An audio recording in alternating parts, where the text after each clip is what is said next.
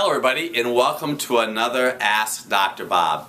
And we thoroughly enjoy your questions, and I pray that we can make a difference in lives today. Please forward these Ask Dr. Bob video clips on to your friends and family. I had an individual who sent me a very interesting email and wanted to know about geographic tongue. This is when the tongue actually has discoloration. There's something called denuding, where the little taste buds themselves are eliminated from the tongue. And I actually did some research myself. We don't see an awful lot of tongue challenges, but what I have learned is it possibly could be a lack of B vitamins. B vitamins are commonly deficient today because of stress and eating sugar. I would also be concerned in the amount of food additives this individual is consuming. I also know what gluten does to the colon. It eliminates the villi. I would do a diet history, a journal, to find out exactly what you're eating on a regular basis. You know, there's something from a lab that we use called Metametrics on food sensitivity to find out what foods you may be sensitive to. If you cry easy, that's a body signal for a B vitamin need. And also, sometimes people who go to bed, let's say at 10 o'clock, they wake up an hour later, it might be a signal for B vitamin need. I'd be concerned if you have some kind of fungus in your body.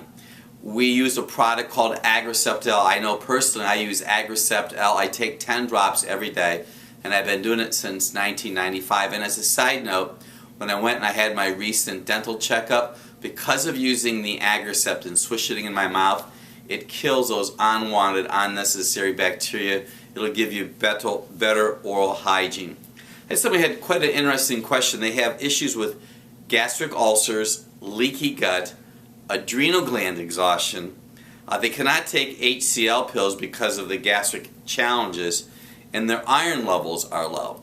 So, a lot of things going on with this individual. Gastritis, adrenal glands are tired, CBC, which has to do with iron levels, all were low, and she has a sensitivity to nightshades.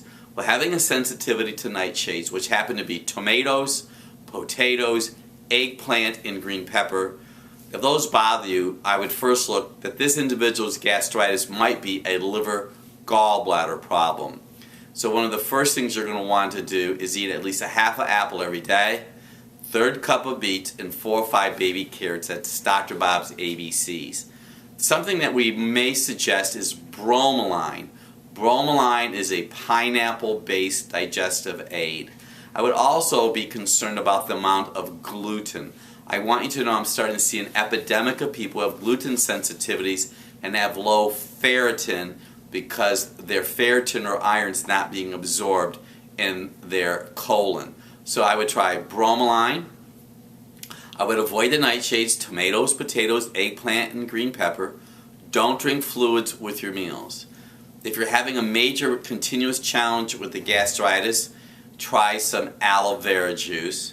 And what we have found, one of the best ways to help support adrenal exhaustion is with a product that we use called ADB5. It's Alpha Delta Bravo 5, which has neonatal adrenal tissue and pantothenic acid. We had another individual that had some colon questions. You know, I know the big buzz out there is, what do I do for detoxification? Well, I want you to know that I'm not on I don't do a regular detox program. I do not put toxins in my body. I eat a half an apple every day, third cup of beets, and 1 medium carrot. I drink water from a pure source. So I'm constantly in a state of detoxifying my body. I watch the lotions and the potions I put on my body, and I don't drink alcohol. So I really watch the amount of toxins. The same individual has used an ion cleanse in the past. An ion cleanse is when they put a metal array in water, you place your feet in the water, and theoretically toxins are drawn from the body. I know I had a patient myself who had a fungus on his back for 40 years after he was in Panama Canal, and it wouldn't go away. This individual came into our office.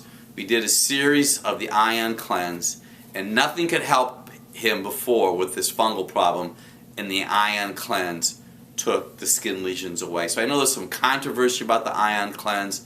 I know that we've had patients in our practice that have great success. This person happens to live out in California, not a patient of mine, but I thought I would address that question. I had someone ask a question about vaccinating their child. They came from Texas, the question. What should you do? First, I would encourage you to go to the Get to Know video on vaccinations. I don't promote vaccinations. And I know right now the big vaccination push is the flu, and you have the short needle. Those side effects are real. I know that if you were to go and watch my video on the vaccination itself, make your own decision on that, I do know that you could pass having vaccinations from our Constitution, which gives you religious rights not to have things done for that particular reason. So we do not promote vaccinations, but I can tell you this, I would avoid sugar and dairy products because sugar and dairy products weaken the immune system, and a lot of these kids get chronic colds and sicknesses because they don't have enough calcium in their body. And I want you to know this and pass this on. Lack of calcium is one of the reasons that we see a lot of virus issues. Because see, calcium holds cell membranes together. And also during the winter time, if you live above the Mason-Dixon line, you don't have enough sunshine, you need vitamin D. Delta. I take 6,000 international units a day. I use a product that I put right directly to my tongue. So vitamin D is good, and so avoid sugar. Dr. Bob, can you give me some information on carpal tunnel? Surgery or meds? Let me put it to you like this. Let's say you're right-handed and you have right hand numbness, and they want to do carpal tunnel surgery to you. First, you may need to get some B6, 150 milligrams every day for up to 3 months. Have your elbow checked. What I've learned from my practice is if your elbow is out of alignment, it can affect the bones in your wrist. I also know if your shoulder's out of alignment, it can affect the bones to your elbow, which affect the bone to your wrist. And I also know that you could have lower neck misalignment, which affects the whole pattern. I want you to also be aware that I've had patients come into my office that have had both wrists operated 2 times. If you have pain in both wrists, the problem is not probably from your wrist, but it's coming from your neck. There's a simple test you could do called the squeeze the wrist test. What I'd like you to do is you can watch the program or put it on pause, squeeze your wrist. You should feel bone. If you have a fluffy wrist and there's lots of fluid between the skin and the bone, it's because your body's in a state of inflammation and you're holding on to fluids. B6, 150 milligrams a day. I would avoid gluten because gluten can cause inflammation, and gluten is in rye, wheat, and oats. Then I have another question. The question is, what can I give my child and they're being weaned off of milk? Well, I know that when my wife was breastfeeding years ago, we actually used soy. Now this is 25 years ago, before soy was chemically altered the way that it is today. I would not use soy. I would use coconut milk and I would use goat milk. I would use an unsweetened nut milk. They say that goat milk is the closest milk to human milk, but I would prefer that you use a non-animal product. I think coconut is the best way to go. If you choose rice or almond, you may want to vary them. And I want you to know this, if you're going to wean your child off of breast milk, please do not put them on any artificial sweeteners at all. And do not start them with any kind of gluten grain, because the gluten today is in the grain products. They are totally different what they have been in the past. What type of water? I can tell you that I personally use reverse osmosis water that we have delivered to our condominium. We used to have a reverse osmosis unit in our home. I know that reverse osmosis water tends to be a little bit more acid. I eat vegetables. I use Celtic sea salt to alkalize the water. I do not drink smart water. I do not drink vitamin water. I don't drink coconut water. I drink water from a pure source. I do not drink tap water.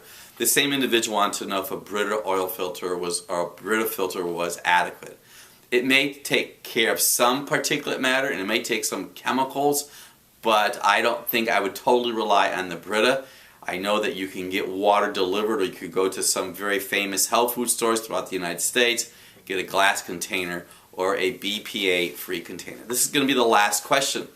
It's on memory and Alzheimer's. I had an individual contact me and wanted to know her husband is starting to have dementia issues and what her husband can do. Well, this is what we're learning from research right now. Coconut oil. I would like you to start using, and start a revolution in our society today. Start using coconut oil instead of butter. And the research that we're seeing is that coconut oil is excellent for the brain. But I'll leave you with this thought. There's something called an essential fatty acid blood spot test, where you can have a blood spot test done to the essential fatty acids in your body, and we could forecast if you're going to have Alzheimer's or not by checking your DHA. That's Delta Hairy Apple, DHA. Coconut oil is the way to go.